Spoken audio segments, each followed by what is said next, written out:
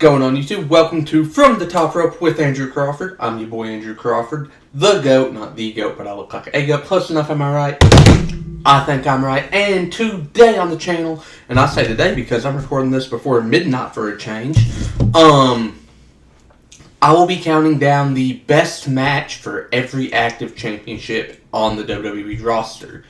Only titles omitted are the Heritage Cup because honestly, I didn't pay enough attention to any Heritage Cup match, and I'm like, The Speed Championships because they're not displayed on WWE TV frequently enough. But aside from that, every title.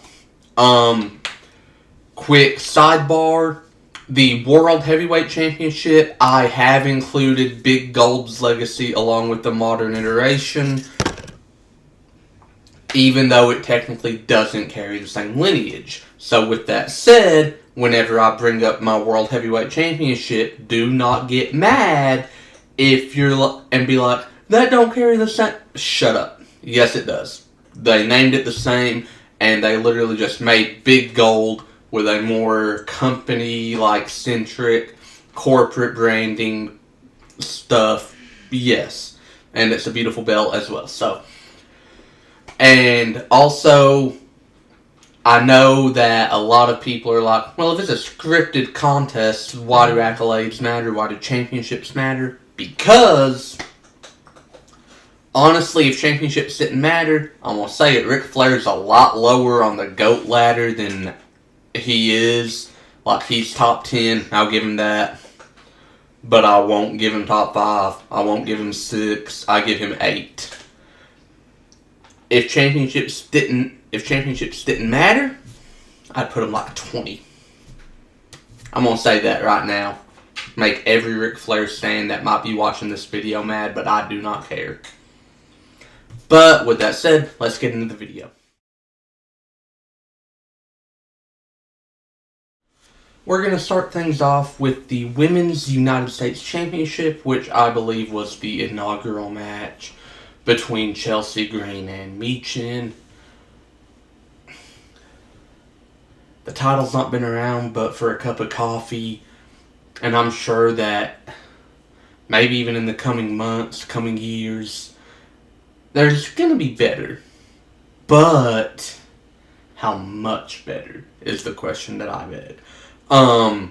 Because I really think that this was the right decision, and the unpretty her off the top rope was really dope. I'm a big Chelsea Green guy. I know Zack Ryder is too. But, yeah, I enjoyed this match. I think it would have been great if either one would have won, because Michin, not very respected, and I think that would have helped to build her respect in the industry. That's just me. But yeah, Chelsea Green. Michin, Saturday Night's Main Event, Women's U.S. title, is the best Women's U.S. title match.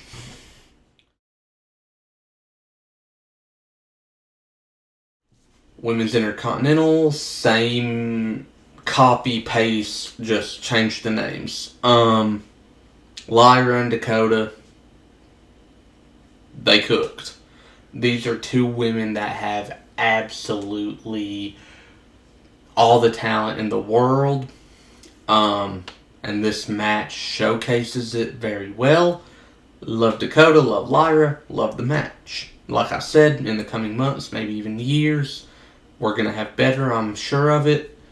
Maybe not, because I feel like the women's division's already spread pretty thin, but hey, what can I say? But yeah. Dakota, Lyra, yeah.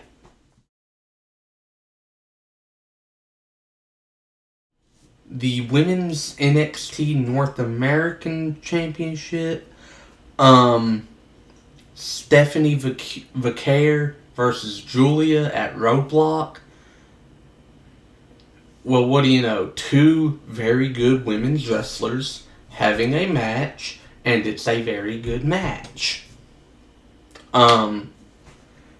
I recently got really back into NXT, And I think that Stephanie and Julia are two of the best workers in the women's division. And it is very hard to not, for me to not respect these two women. Like, they are so good. Love this match. Yeah.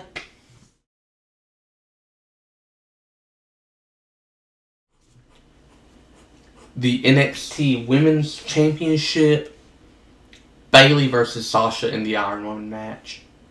There's not another choice you can throw at me that I'd be like, no, it's this. This was 30 minutes, an hour. I can't remember the length of the Iron Woman match. I just remember it was an Iron Woman match.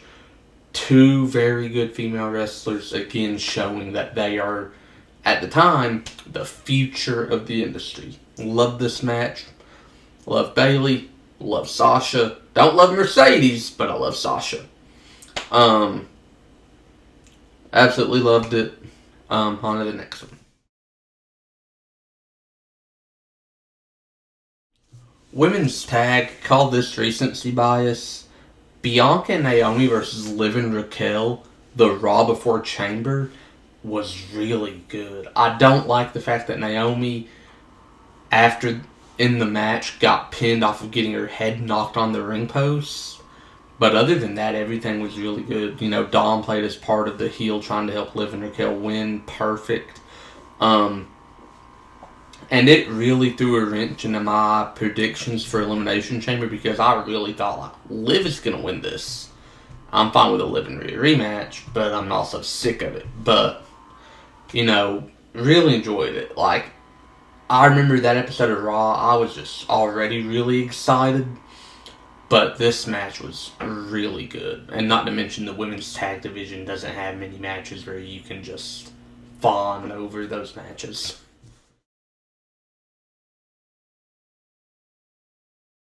The women's title, the one that's currently held by Tiffany Stratton, I went with Bianca versus Becky at WrestleMania 38. This is what the Raw Women's title was turned into, and this was also the same championship that carried the legacy lineage of the women's title prior. But Bianca and Becky, man, they just went out there at WrestleMania and they killed it. The entrances were spectacles. The match itself was ridiculously entertaining to watch. Props to Bianca. She took that drop kick that gave her a very legit black eye and very legit looking injury. Like a champ. These two put on one of the best matches of the weekend, and had it not been for Cody's return, this would be the most talked about match from WrestleMania 38.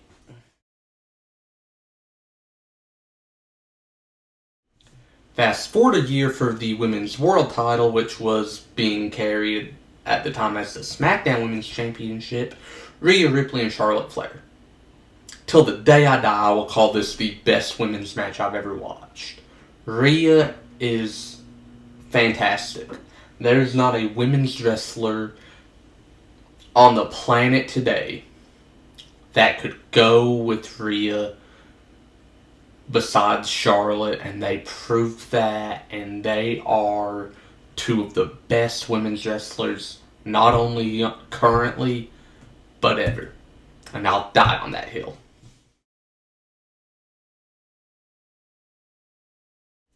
On to the men's division. I'm going to start with the NXT North American Championship, and I've picked the inaugural champion crowning ladder match, which saw Adam Cole win. Now, there's a lot of other monumental, big moments in this match between Ricochet, Velveteen Dream, Lars Sullivan, Killian Dane, and Adam Cole.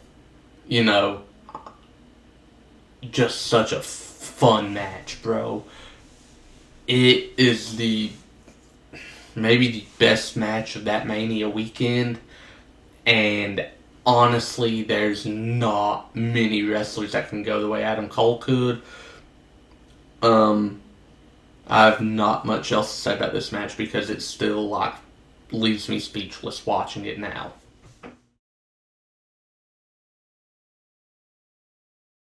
NXT Tag Team titles, I have decided to go with the Revival and DIY TakeOver Toronto 2 out of 3 falls. The entire storyline of DIY can't get the job done, leading up the near fall at Brooklyn, but wasn't enough. The 2 out of 3 falls match, DIY being down early, losing the first fall, and just, this is a false finish match made in heaven. So many near 3 counts, so many awesome moments of the match. And then that final sequence of the Gargano escape and Tommaso Ciampa's armbar being locked in as the Revival at the same time tap out for DIY to win. Pretty awesome.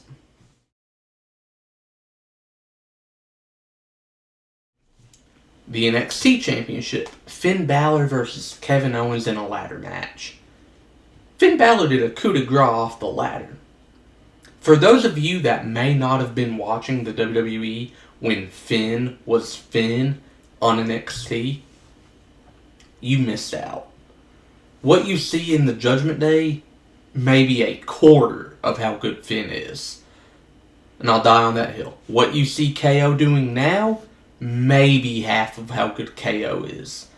When you put these two together at Beast in the East, they put on a banger. When they had a ladder match, it stole my heart and became one of, if not the standard bearer for what I think a ladder match should be.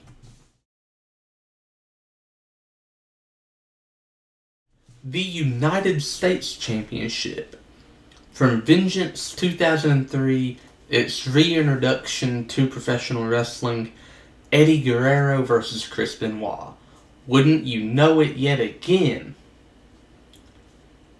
2 amazing wrestlers, arguably top 10 when it comes to pure in-ring ability, arguably top 5 when it comes to just in-ring ability, put on a barn burner, and once again, there's nothing left I should have to say. Like Eddie and Benoit, 2 names of professional wrestlers that I have love and admiration for.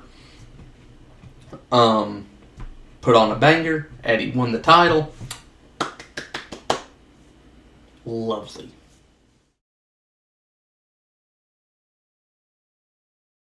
The Intercontinental Championship. Oh, this has been a nightmare to figure out. I have given the nod slightly to Sheamus, Drew, and Gunther at WrestleMania. I thought about, and like the classics obviously were on my list, Bret and British Bulldog at SummerSlam, Macho Man and Ricky Steamboat at WrestleMania. But Sheamus, Drew, and Gunther spent this match battering one another. And it was 3 beefy boys doing what 3 beefy boys should not be able to do. This match was ridiculous.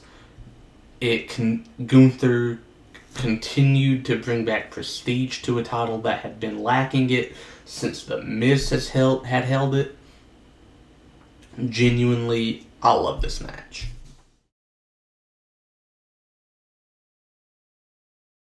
For the World Tag Team titles, which are Raw's assigned tag titles, I'm going to say that these are the same tag titles that carry the lineage of the Raw tag titles, which before that were the WWE tag titles, which then branches off. I have went with TLC 2. I don't think there is a better combination of 6 professional wrestlers that when you put them together, you're going to get this kind of magic. Or this kind of car crash, depending on how you feel about human safety. Jeff, Matt, Edge, Christian, the Dudleys, doing what they do best, which is hurting each other with chairs, with tables, with ladders. Such a banger match. Absolutely adore this. Edge and Christian walked out with the dub. Edge's second of many more WrestleMania wins. Love this match.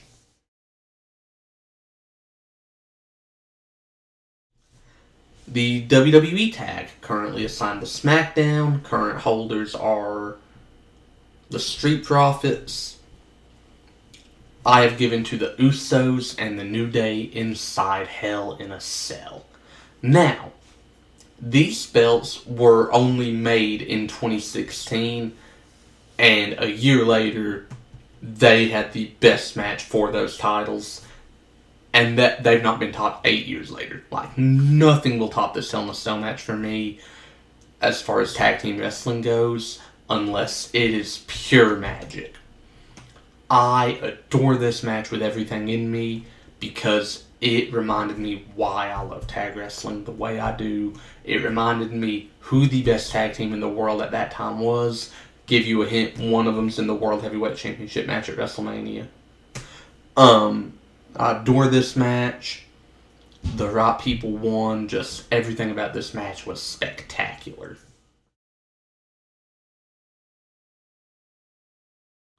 For the World Heavyweight Championship, I have went with Shawn Michaels and Chris Jericho in a ladder match at No Mercy 2008. This is my favorite ladder match of all time. There's no ifs, ands, or buts. I could sit down, put it on Peacock, WWE Network, Netflix, whatever.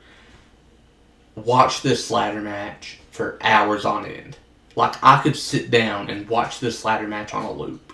Like, I love this ladder match. One of the most creative ways a ladder match has ever ended, with the tug of war and Jericho winning. Perfect. And just Jericho's 08 heel run, you will not find better. You will not find a better heel run than Jericho in 2008. I'll promise you that much. Such a great match. Oh, man, I love it. Not to mention, the build was great. It was a very personal feud. Like, everything just feels perfect about this match.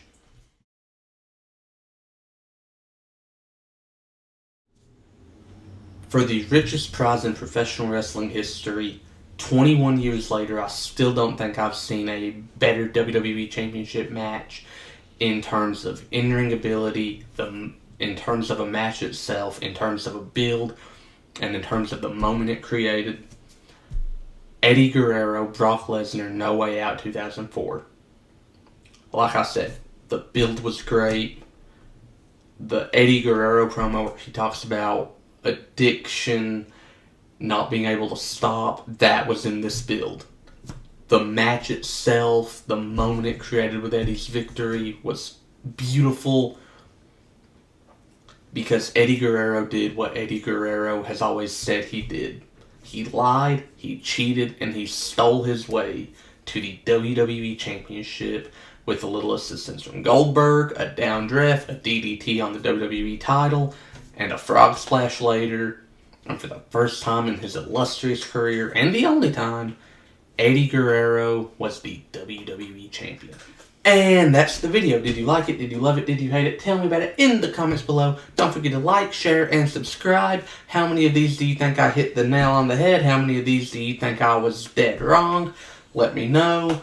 No old heads, please. I will not tolerate any disrespect to Sheamus, Gunther, and Drew because you think that Shawn and Razor was the best match I could have for the Intercontinental title. No old heads, please. You all do not respect today's talent nearly to the degree that you should. But with that said, that's been the video. Next week I will be doing my top 10 Vampire Diaries episodes. The reason I didn't do it this week was because I know my list, but I need to go back and rewatch those episodes so I can know what I need to say about them. Yeah, that's going to be fun, actually. I've not watched the Vampire Diaries in a hot minute. But with that being said, don't forget to like, share, and subscribe. Unlike John Cena, I can see you, and I will see you very soon.